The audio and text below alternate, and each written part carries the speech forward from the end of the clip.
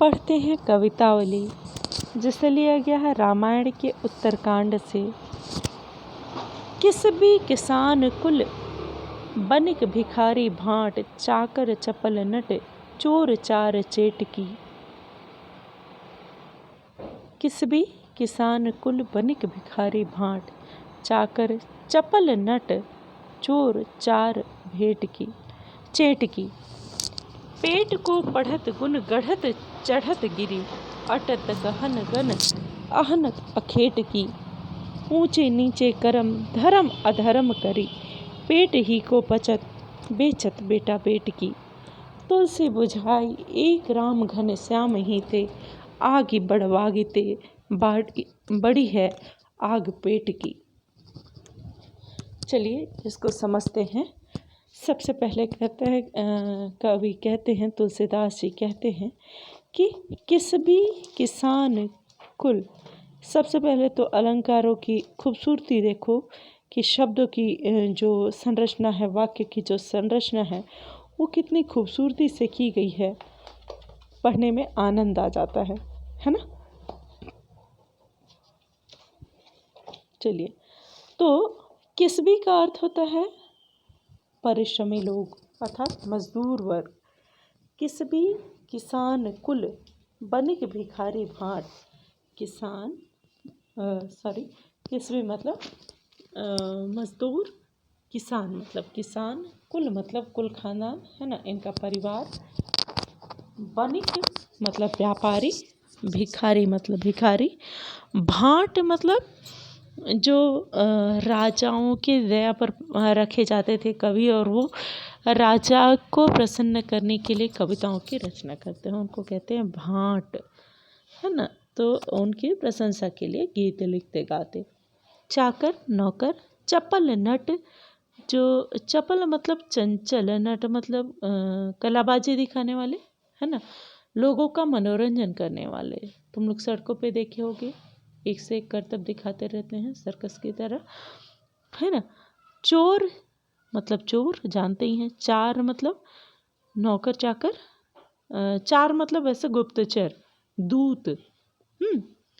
चेटकी मतलब बाजीगर, जो तरह तरह के करतब दिखाते हैं। किस भी किसान कुल बनिक भिखारी भाट, चाकर चपल नट चोर चार चेटकी। जो मजदूर हैं, किसान हैं, व्यापारी हैं, भिखारी हैं, कवि हैं जो राजाओं की प्रशंसा में गीत लिखते गाते हैं, चाकर गुप्तचर हैं, चपल नट हैं, बाजीगर दिखाते हैं, जो चोर हैं या फिर जो चोर हैं, चार मतलब गुप्तचर हैं, या फिर चेटकी मतलब बाजीगर, है ना, जो तरह तरह के करतब दिखाते। पेट को पढ़त गुण गढ़त चढ़त गिरी। ये लोग सब कुछ क्यों करते हैं? पेट को पढ़ते हैं, पेट के कारण, पेट की वह आग है जिसके कारण ये सब नए नए ढंग से अपने काम को करने की शिक्षा लेते हैं। पेट को पढ़त गुण गढ़त चढ़त गिरी, अपने गुण को और निखारने का प्रयास करते रहते हैं, पहाड़ों पे चढ़ते हैं। अटत गहन गन अहन अखेट की, यहाँ तक कि घने जंगलों में जिसमें केवल जानवर ही रहते हैं, हिंसक पशु रहते हैं। अटत गहन गन, है ना, एकदम गहन वन में, घने जंगलों में भी जो घुस जाते हैं अहन अखेट की शिकार करने के लिए। ऊंचे नीचे करम धर्म अधर्म करी, इस पेट की आग के लिए ही ऊंचे नीचे कर्म किए जाते हैं, धर्म अधर्म का बिना ध्यान किए। पेट ही को पचत बेचत बेटा बेट की, अपने पेट का पालन करने के लिए, पेट को पालना मतलब जीवन की जो मूलभूत आवश्यकता है उसको पूरा करना, है ना। तो पेट को पचत बेचत बेटा बेट की, है ना, पेट ही को बचत, पेट भरने के लिए, अपने जीवन यापन करने के लिए, इस भूख को मारने के लिए, है ना, यहाँ तक कि लोग अपने बेटा बेटी तक को बेच देते हैं। धर्म का ज्ञान नहीं रहता है उन्हें, है ना। तो तुलसी बुझाई एक राम घन श्याम ही ते, आगे बढ़वागिते बड़ी है आगे पेट की। यहाँ पे तुलसीदास जी समाज में होने वाले बहुत सारे जो भी कर्म हो रहा है उसके बारे में कहते हैं कि ये पेट की जो आग है तुलसी उसके आगे सब आग फीकी है। पेट ही को पचत बेचत बेटा बेटकी, पेट को भरने के लिए ही लोग धर्म अधर्म ऊंचा नीचा यहाँ तक कि अपने बेटा बेटी अपने संतान तक को बेच देते हैं, है ना। तो तुलसी बुझाई, इस आग को कौन बुझा सकता है? एक राम घन श्याम ही ते। राम घन श्याम, घन मतलब बादल, श्याम मतलब काले, घन श्याम श्याम जो काले बादल होते हैं जल बरसाते हैं। तो तुलसी बुझाई एक राम घन श्याम ही ते, इस जो आग है पेट की जिसके कारण मनुष्य कुछ भी करने को तैयार रहता है, उसे कौन बुझा सकता है? एक ही तेरा, एक ही राम। तुलसी बुझाई एक राम घन श्याम ही थे, वो राम ही हैं जो घन श्याम हैं, जो घन की तरह बरस कर सबके हृदय को, सबके पेट की आग को ठंडा कर सकते हैं। आगे बढ़वागिते, बड़ी है आग पेट की, है ना। यहाँ पे तुलसीदास जी क्या कहते हैं? बढ़वागिते मतलब समुद्र में जो आग लगती है, समुद्र की जो आग है ना। तो आगे बढ़वागिते, समुद्र की आग से भी कहीं बड़ी है आग पेट की, पेट की आग कहीं अधिक बड़ी है। और उस आग को केवल शांत कर सकता है तो कौन? श्री रामचंद्र जी, जो जल की तरह बरस कर इस आग को ठंडा कर सकते हैं। ये हुआ पहला, है ना, पहला काव्यांश। आगे बढ़ते हैं दूसरे काव्यांश की तरफ। खेती न किसान को, भिखारी को न भीख, बनिक को बनिज, न चाकर को चाकरी। जीविका विहीन लोग सिद्धमान सोच बस, कहें एकन सो कहाँ जाई का करी। वेद हूँ पुराण कही लोक हूँ बिलोकित, सांवरे सबय पे राम राव रे कृपा करी। दारिद्र दशानंद बाई दुनी, दीन बंधु दुरित दहन देखी तुलसी हाहा करी। क्या बोलते हैं? समाज में जो अव्यवस्था फैली हुई है, समाज की जो आर्थिक दुर्दशा है, उसके बारे में यहाँ पे कवि श्री राम जी से प्रार्थना करते हैं, है ना। तुलसीदास जी यहाँ पर श्री रामचंद्र जी से प्रार्थना करते हैं। देखो क्या बोलते हैं? खेती न किसान को, किसान क्या करता है? खेती करता है। भिखारी को न भीख, भिखारी का जीवन यापन कैसे होता है? भीख मांग करके होता है। तो ऐसा समय जब किसान के पास खेती नहीं होती है, खेती करने के लिए भी आपके पास पैसा होना चाहिए, है ना, तब तो आप खेती करोगे। खेती न किसान को, भिखारी को न भीख, बनिक को बनिज, न चाकर को चाकरी। न तो व्यापारी के लिए व्यापार है, न चाकर को चाकरी, चाकर मतलब नौकर, न नौकर के लिए नौकरी है। आज की बेरोजगारी को आप यहाँ से जोड़ सकते हो। जीविका विहीन लोग, जीविका जिससे हमारा जीवन चलता है, जीवन यापन करते हैं, है ना। तो जीविका विहीन लोग सिद्धमान सोच बस, कहें एक अंशो कहाँ जाई का करी।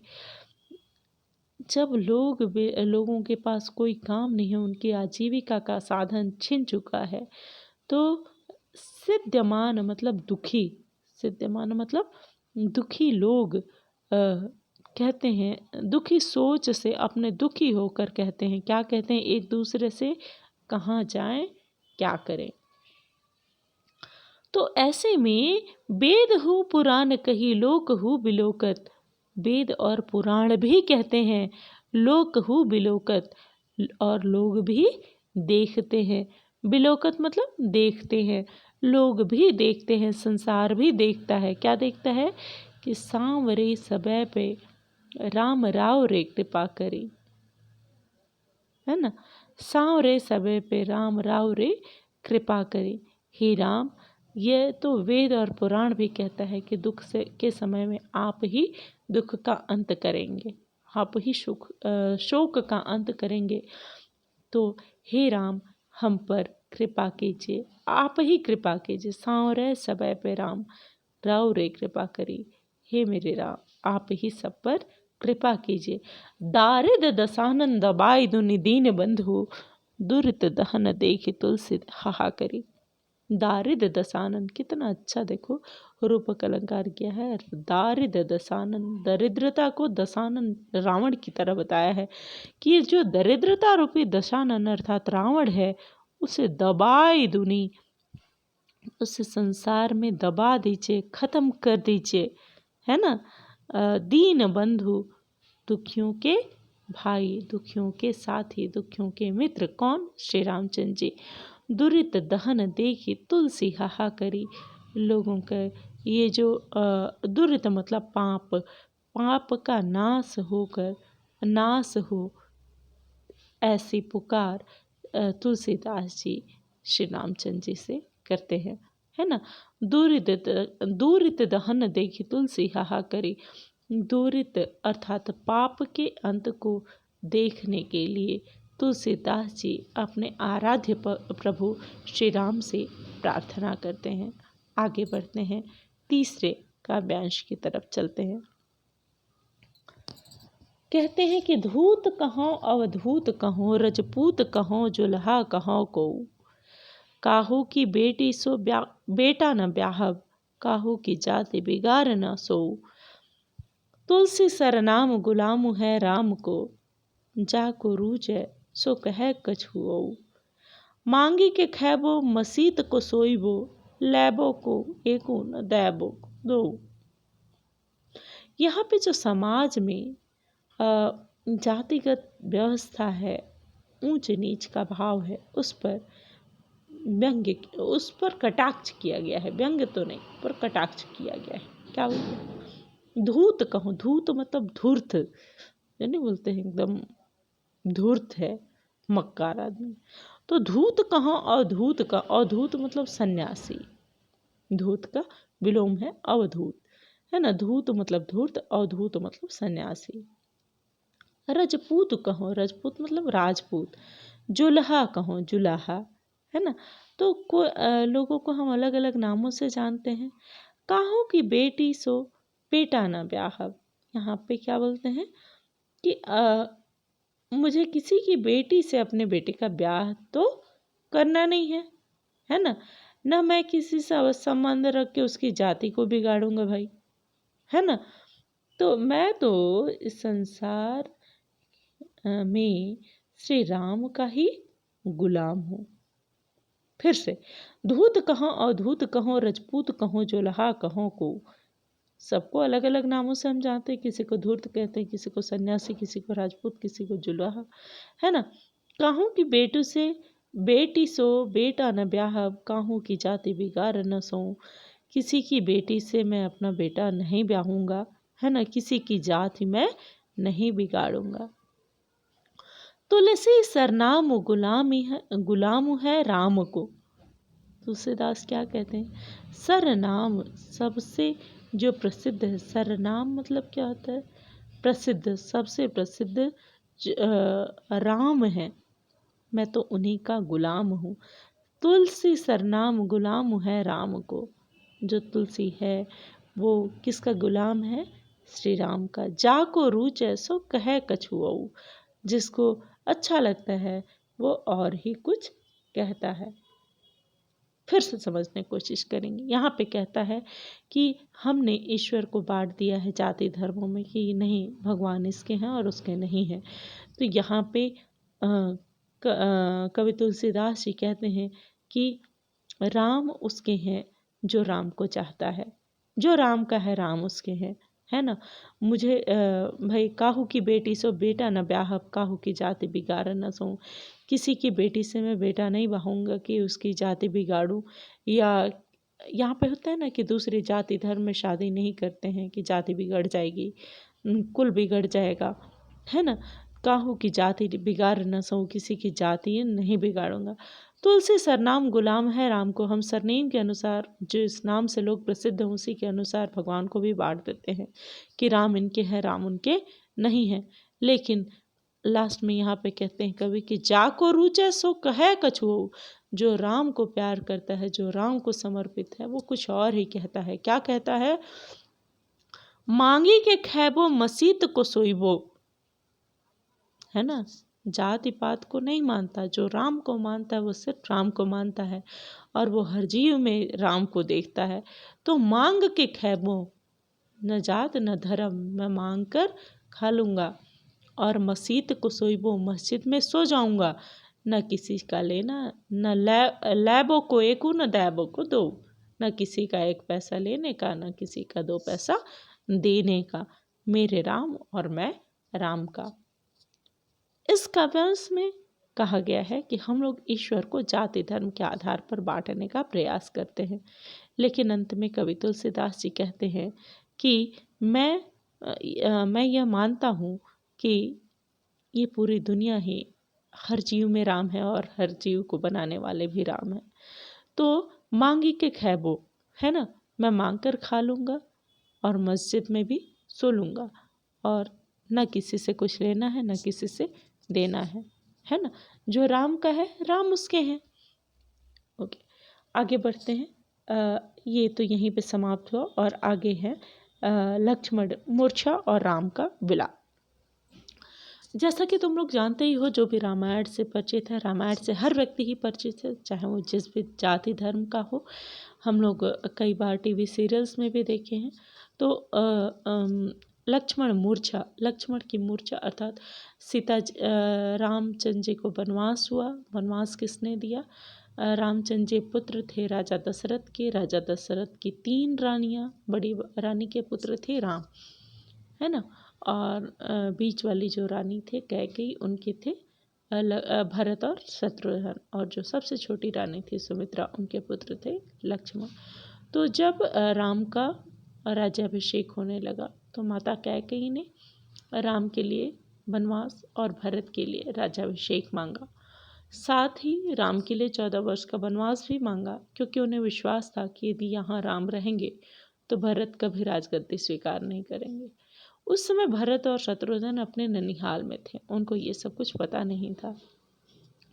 पिता की आज्ञा का पालन करने के लिए रामचंद्र जी अपने घर से निकल गए, लेकिन जब रामचंद्र जी ने घर छोड़ने का विचार किया तो उनके साथ उनकी पत्नी भी निकली, और लक्ष्मण जो उनके अनुज थे, उनके छोटे भाई थे, वे भी उनके साथ राज सुख को छोड़कर अपने भैया के साथ चले आए। तो ये तीनों लोग, और जब वनवास का समय था उसी में सीता जी का हरण हुआ। जब पता चला कि सीता जी को लंका हर कर ले गया है रावण, तो फिर बनी समुद्र पे बांधा गया पुल, और पूरी श्री रामचंद्र जी की सेना, जो वानर सेना थी, वह गई रावण की लंका में, और वहाँ पर फिर युद्ध हुआ।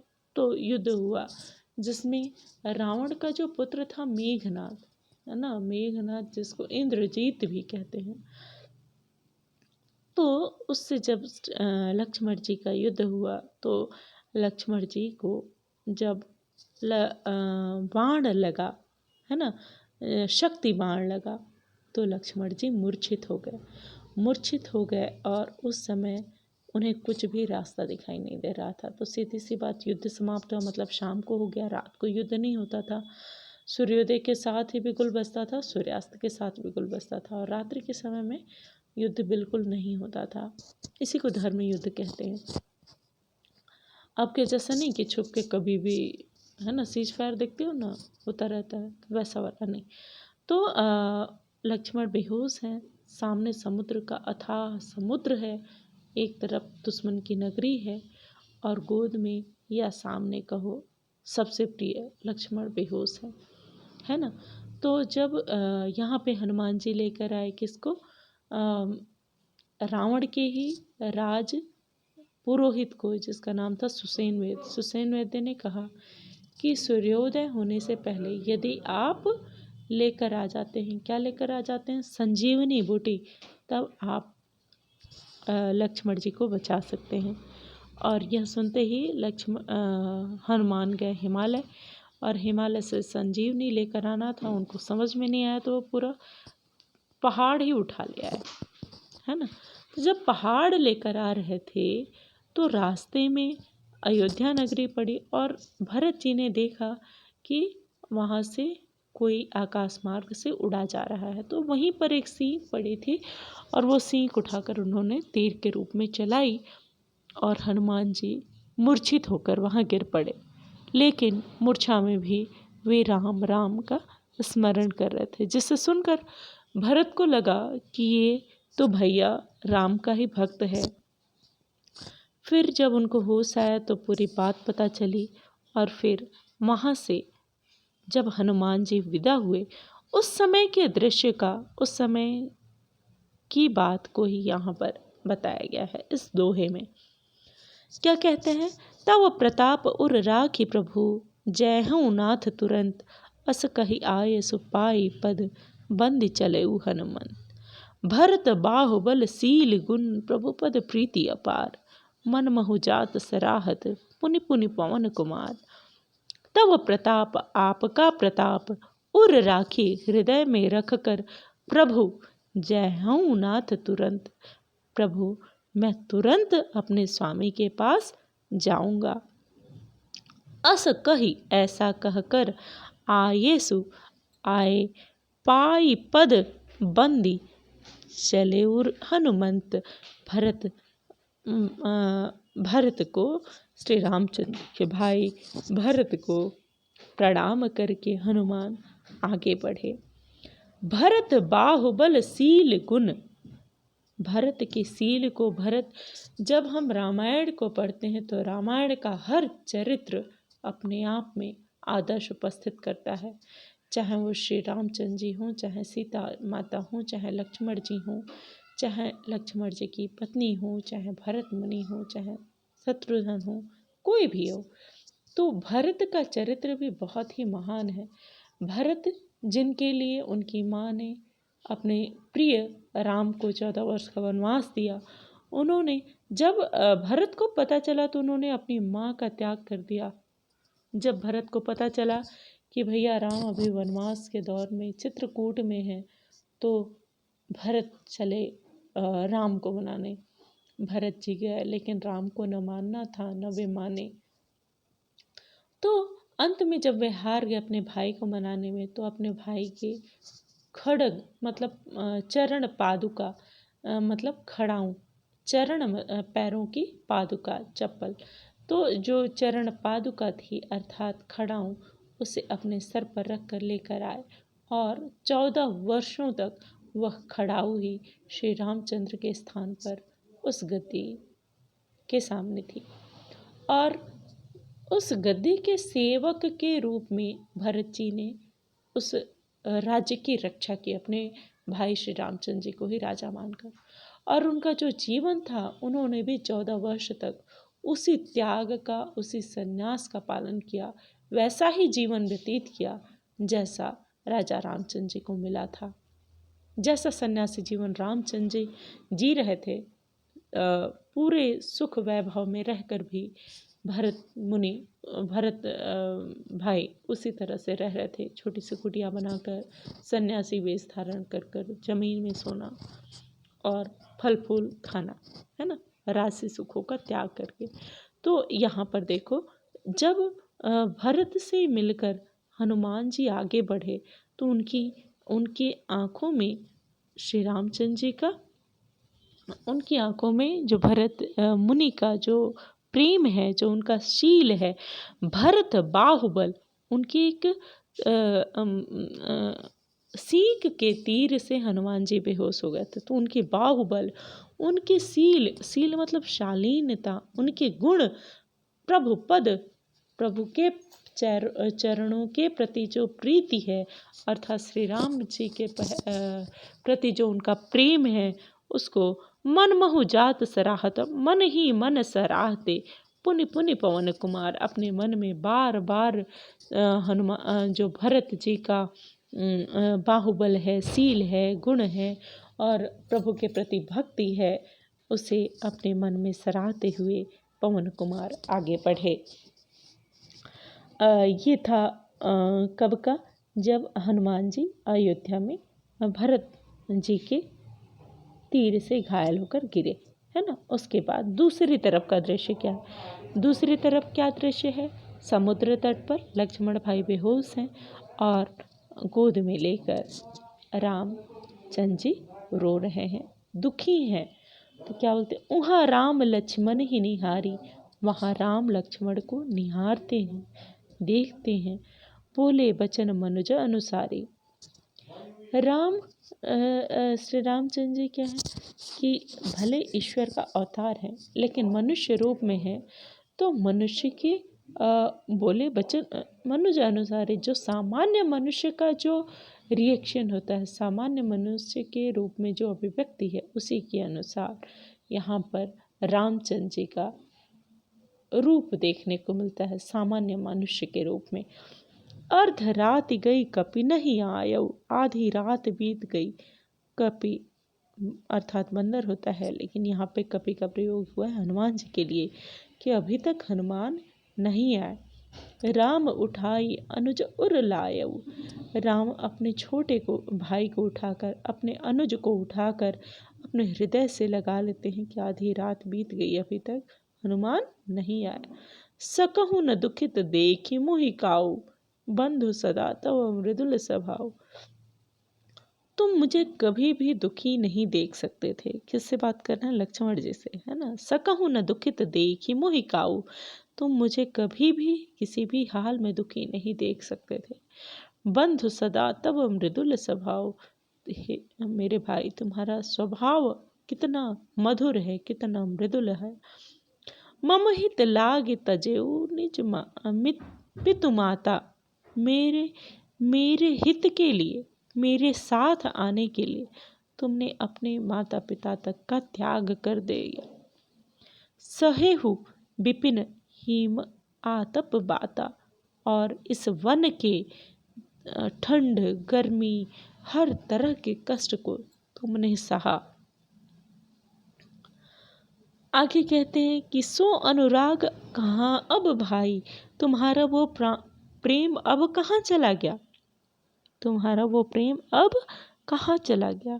उठहु न सुनी मम बचन बच बिकलाई, तुम मेरा इतना व्याकुल स्वर सुनकर भी ऐसे चुपचाप पड़े हो, उठते क्यों नहीं। उठहु न सुनी मम बचन बिकलाई, तुम्हारा वो प्रेम कहाँ गया, तुम मुझे एक घड़ी के लिए भी दुखी नहीं देख सकते थे। मैं इतना व्याकुल हूँ तो भी तुम उठ क्यों नहीं रहे हो। जो जनते बन बिन बंधु बिछोहु, यदि मैं जानता कि इस वन में बंधु से, अपने भाई से मेरा बिछोह हो जाएगा, बिछड़ जाऊंगा मैं, तो पितु वचन मनतेऊ नहीं ओहु, तो मैं अपने पिता के वचन को भी नकार देता, मना कर देता। सुत बित नारी भवन परिवारा, सुत बित, सुत मतलब पुत्र, वित्त मतलब वित्त धन, नारी स्त्री, भवन और परिवार, हो ही जाहि जग बार ही बार। इसे बार बार बनाया और बार बार संसार में आते जाते रहते हैं, है ना। पुत्र और भी हो सकता है, धन और भी कमाया जा सकता है, नारी और भी आ सकती है, भवन फिर से बनाया जा सकता है, परिवार फिर से बसाया जा सकता है। तो हो ही जा ही जग 12 संसार में ये आते जाते रहते हैं। अस विचारे जिए जाग दाता, है ना। अस विचारे जिए जागहु ताता, मिलई न जगत सहोदर भाता। ये जानकर, अस विचारे जिए जागहु ताता, ये जान करके, ये विचार करके, ये सोच कर ही उठ जाओ कि जो ये सब तो फिर से मिल सकते हैं, ये सब बार बार हो सकते हैं, लेकिन जो सहोदर भाई, अपनी सहोदर मतलब एक ही उदर से जन्मा, सहोदर सगा भाई जिसको बोलते हैं हम लोग, है ना। तो सहोदर भाई दूसरा नहीं हो सकता है, फिर नहीं हो सकता है ना। तो क्या बोलते हैं फिर आगे, जथा पंख बिनु खग अति दीना, मनि बिनु फन करि बर कर हीना। जैसे पंख के बिना जो पक्षी होता है वो बेचारा होता है, दीन हो जाता है, दूसरे पर आश्रित हो जाता है। जथा पंख बिनु खग अति दीना, जैसे पंख के बिना पक्षी बिल्कुल दयनीय स्थिति में होता है। जैसे मणि बिनु फनी, जैसे मणि के बिना जो सर्प है उसमें शक्ति नहीं रह जाती है, वह बेचारे जैसा होता है। और करिबर कर हीना, जैसे हाथी की यदि सूंड ना हो, करिबर अर्थात हाथी, कर मतलब सूंड उसका, जैसे हाथी की सूंड ना हो। तो ये सब देखो उपमा दी जा रही है। श्री रामचंद्र जी दुखी हैं एक साधारण मनुष्य की तरह, और वो लक्ष्मण से बात कर रहे हैं। लक्ष्मण जो मूर्छित हैं, बेहोश हैं, वो खुद ही में ही उनसे बात कर रहे हैं, बिल्कुल साधारण मनुष्य की तरह ही। कि जैसे पंख के बिना पक्षी, जैसे मणि के बिना सांप, और जैसे सूंड के बिना हाथी की दशा होती है। असमम जीवन बंधु बिनु तोहि, ऐसा ही मेरा जीवन है तुम्हारे बिना मेरे भाई। असमम जीवन, ऐसा ही मेरा जीवन है, बंधु बिनु तोहि, तेरे बिना, तुम्हारे बिना मेरे भाई मेरा जीवन भी वैसा ही है। जो जड़ देव जियावै मोहि, जय हूँ अवध कवन मुँह लाई। जो जड़ दैव जियावै मोहि, इतना होने के बाद भी यदि ईश्वर मुझे जीवित रखते हैं, जो जड़ देव जियावै मोहि, यदि इतना सब कुछ देखने के बाद भी, इतना कष्ट देखने के बाद भी, तुम्हारे बाद भी मैं जिंदा रहता हूँ, तो जय हूँ अवध कवन मुँह लाई, तो मैं अवध क्या मुँह लेकर जाऊंगा, है ना। इतना दुख लेकर यदि मैं जी भी जाता हूँ तो मैं अवध कौन सा मुँह लेकर जाऊंगा।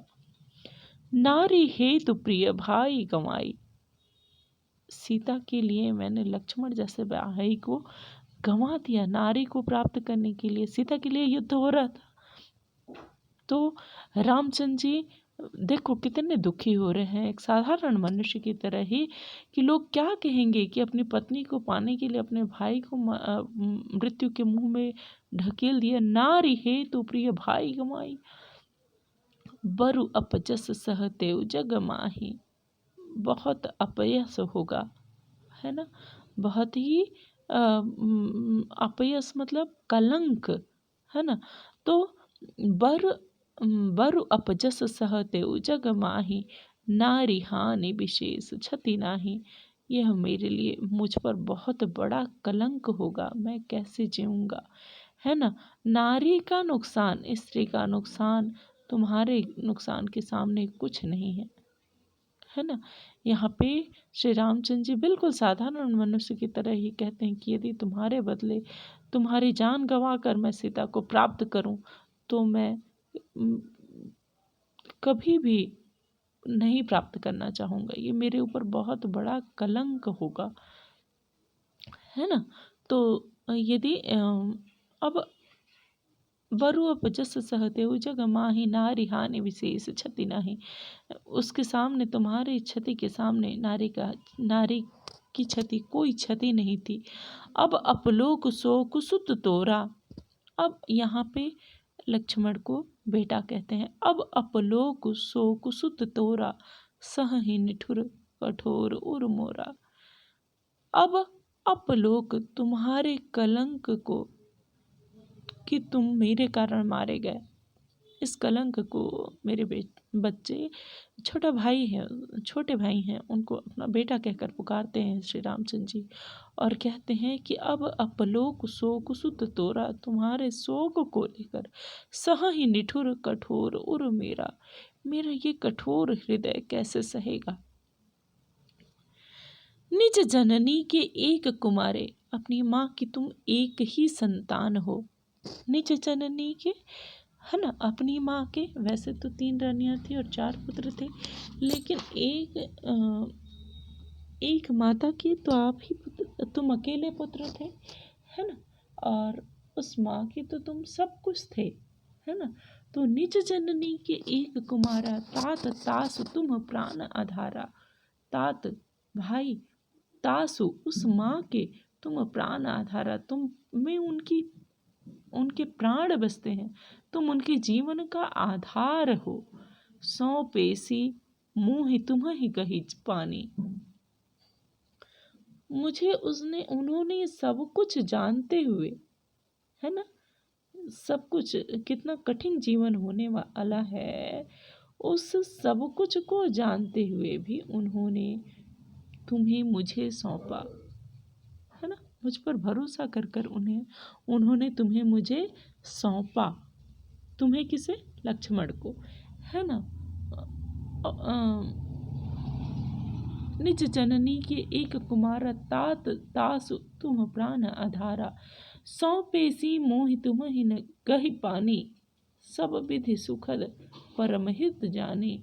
उन्होंने सब तरह से तुम्हारा हित चाहने वाली उस माँ ने तुम्हारा हाथ मुझे सौंपा, है ना।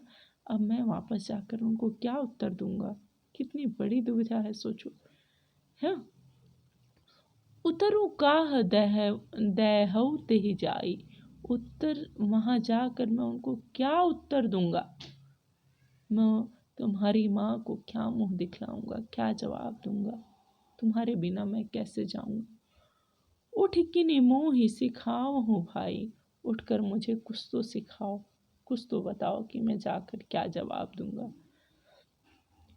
बहुविधि सोचत सोच विमोचन, स्त्रवल सलिल राजीव दल लोचन। उमा एक अखंड रघुराई, नरगति भगत कृपाल दिखाई। यहाँ पे क्या कहते हैं कवि? यहाँ पे श्री रामचंद्र जी कहते हैं कि अपने क्या बोलते हैं कि बहुविधि सोचत सोच विमोचन, अलग अलग ढंग से सोचते हैं, अलग अलग ढंग से हर तरह से सोचते हैं। स्रवत सलिल राजीव दल लोचन, और उनकी कमल की पंखुड़ियों की तरह जो आँखें हैं, जो नयन है, उससे आंसू बह निकले, उससे जल बह रहा है, आंसू बह रहा है। श्री रामचंद्र जी इतने दुखी हैं अपने भाई के मूर्छित शरीर को देखकर कि वो हर तरह की बात सोच रहे हैं, और उनकी आंखों से आंसुओं की धार बह रही है। उमा एक अखंड रघुराई, नरगति भगत कृपालु दिखाई। उमा कौन? उमा तो श्री राम जैसे विष्णु से श्री राम अद्वितीय और अखंड है ना। यूं तो देखा जाए तो भगवान को या सीता जी को उनसे अलग किया ही नहीं जा सकता था। उमा एक अखंड रघुराई, उमा श्री रामचंद्र जी में वैसे ही बिल्कुल क्या कहते हैं, ये सब कुछ देख कर, है ना, ये सब कुछ जो देख रहे हैं। फिर से एक मिनट। उठकिनी मोहि दे सिखावो भाई, बहुविधि सोचत सोच विमोचन, श्रवल सजील राजीव दल नोचन। ऐसे दुखी होकर के श्री रामचंद्र जी की आंखों से आंसू बह रहा है। उमा एक अखंड रघुराई, नरगति भगत कृपालु दिखाई। ये सब दृश्य ऊपर से कैलाश से शिव और पार्वती भी देख रहे हैं। ये दृश्य शिव और पार्वती भी देख रहे हैं। तो ऐसे में शिव जी उमा जी से कहते हैं, माता पार्वती से कहते हैं, उमा एक अखंड रघुराई जो श्री राम है वो तो बिल्कुल अखंड है, लेकिन देखो मनुष्य के रूप में नरगति भगत कृपाल दिखाई। नर का जन्म लेने के कारण वे भी नर लीला में ही फंसे हुए हैं।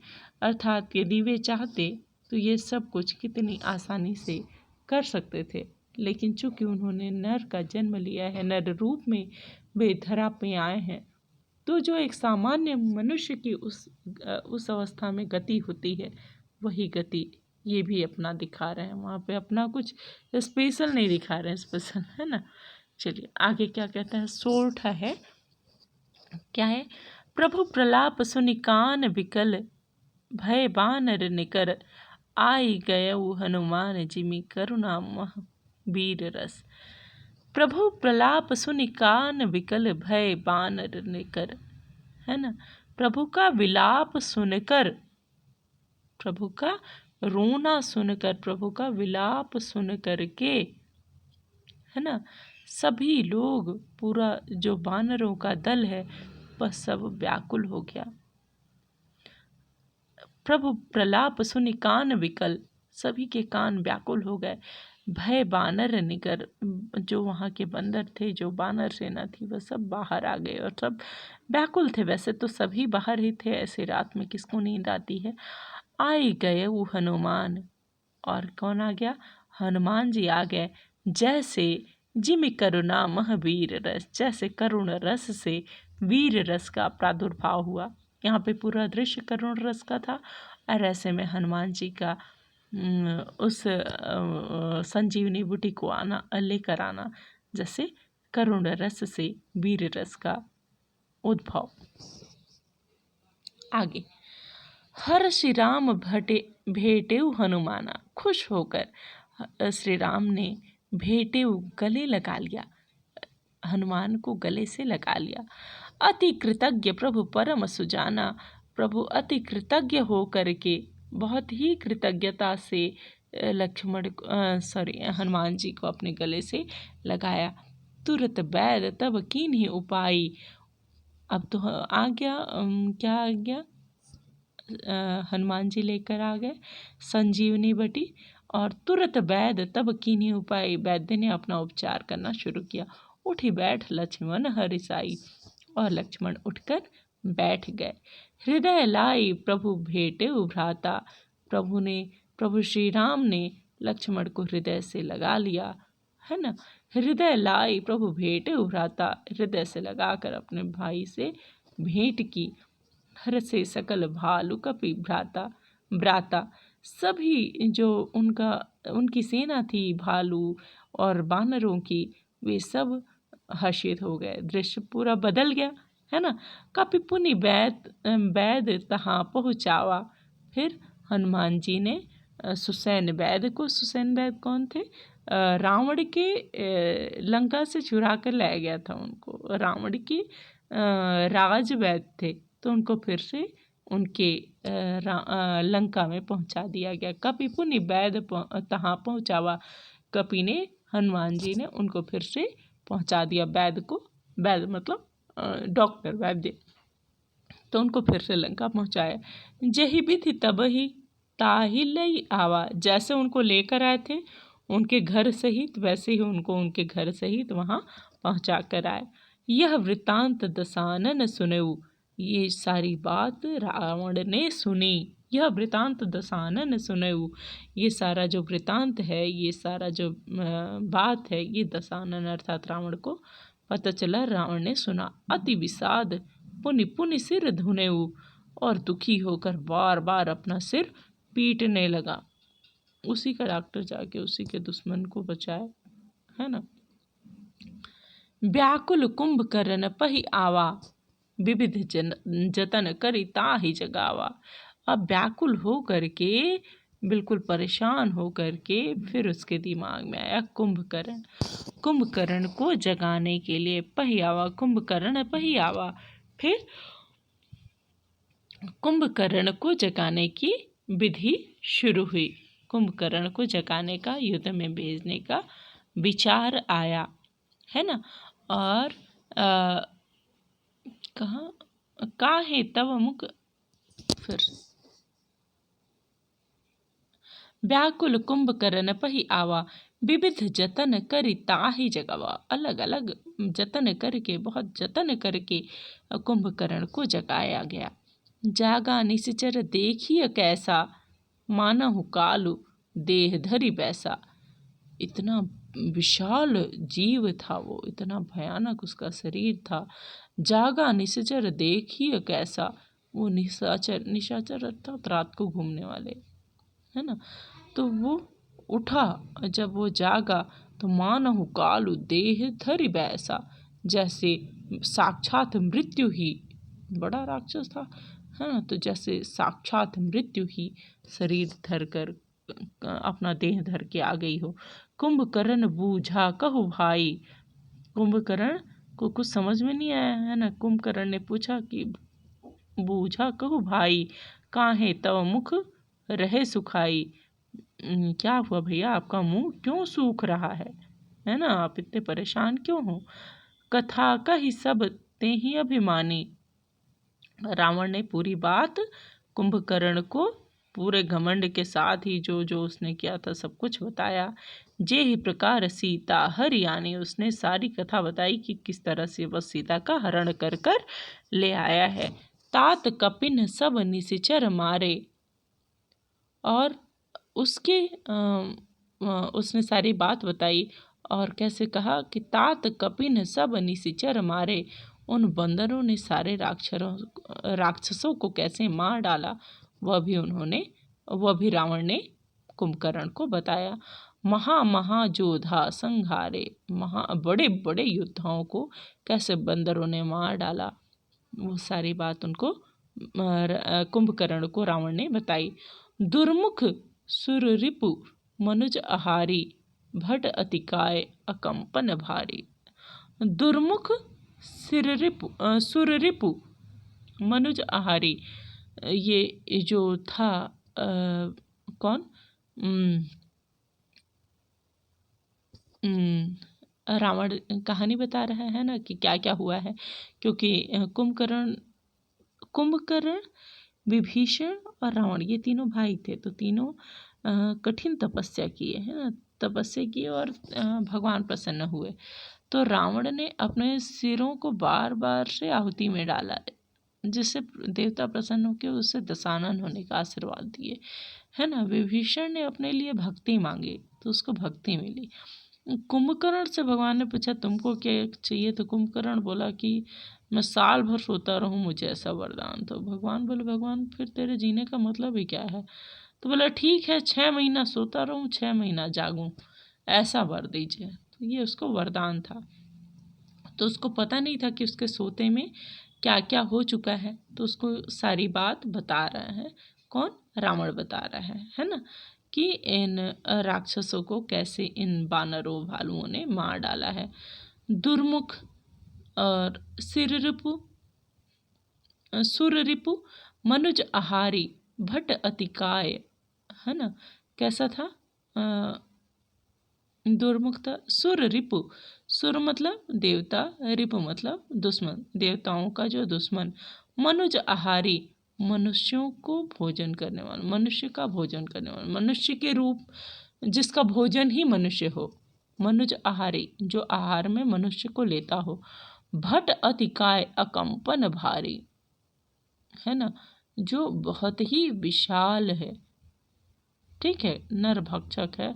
अकंपन और महोदर जैसे विकट योद्धा, जितने भी उनके योद्धा थे, है ना, दुर्मुख था, देवांतक था, सुररिपु देवांतक, और मनुष्यों को खाने वाले अर्थात नरांतक, अकंपन। तो इन सब को कैसे इन लोगों ने मार डाला, ये सब कुछ राक्षस रावण ने बताया, ठीक है। तो तुलसीदास जी कहते हैं कि रावण की बातें सुन करके कुंभकर्ण बिलख कर अर्थात दुखी होते हुए बोला, क्या बोला कि अरे मूर्ख, जगत जननी सीता का हरण करके भी तू कल्याण चाहता है ना। सीता जी का हरण किया, इसका अर्थ ही है कि तेरा अंत निकट आ चुका है। सुने 10 कंधर बचन तब कुंभकर्ण बिलखान, जगदम्बा हरि आनी अब 60 चाहत कल्याण, है ना। कुंभकर्ण दुखी होकर कहा कि सुने 10 कंधर अर्थात रावण दशानन को सुन करके, वचन उसकी बातें सुन करके, तब कुंभकर्ण बिलखान, कुंभकर्ण दुखी होकर बोला, जगदम्बा हरि आनी अब, जगदम्बा माँ सीता को हर कर तू कल्याण चाहता है, ऐसा तो संभव ही नहीं है। लेकिन यहाँ पे ये पाठ तो समाप्त हुआ, पर थोड़ा सा आगे भी मैं बता दूँ कि जैसे रावण ने लात मार करके विभीषण को अपने दरबार से निकाल दिया था, अपने राज्य से निकाल दिया था, और विभीषण जाकर राम की सेना में मिल गया। लेकिन कुंभकर्ण मृत्यु को साक्षात सामने देखकर भी उससे विमुख नहीं हुआ और अपने भाई के सामने भाई के सामने नहीं, भाई के लिए, अपने कुल की रक्षा के लिए उसने अपने प्राण, सब कुछ जानते हुए भी राम से युद्ध करने की ठानी और अपने प्राण गंवाए। इस तरह से ये पाठ यहाँ पर समाप्त हुआ है। इस पाठ में अवधी भाषा का बहुत सुंदर चित्रण दिखा, तुम लोगों ने देखा। काव्यों का बहुत सुंदर प्रयोग था, चौपाई और दोहा छंद का प्रयोग दिखा, है ना। और जगह जगह पे अनुप्रास अलंकार, रूपक अलंकार का प्रयोग भी आप लोगों ने देखा। किस तरह से भाषा कितनी सुंदरता से चित्र को कवि ने हमारे समक्ष प्रस्तुत कर दिया है। इसके साथ ही चैप्टर समाप्त हुआ। आज के लिए इतना ही। धन्यवाद।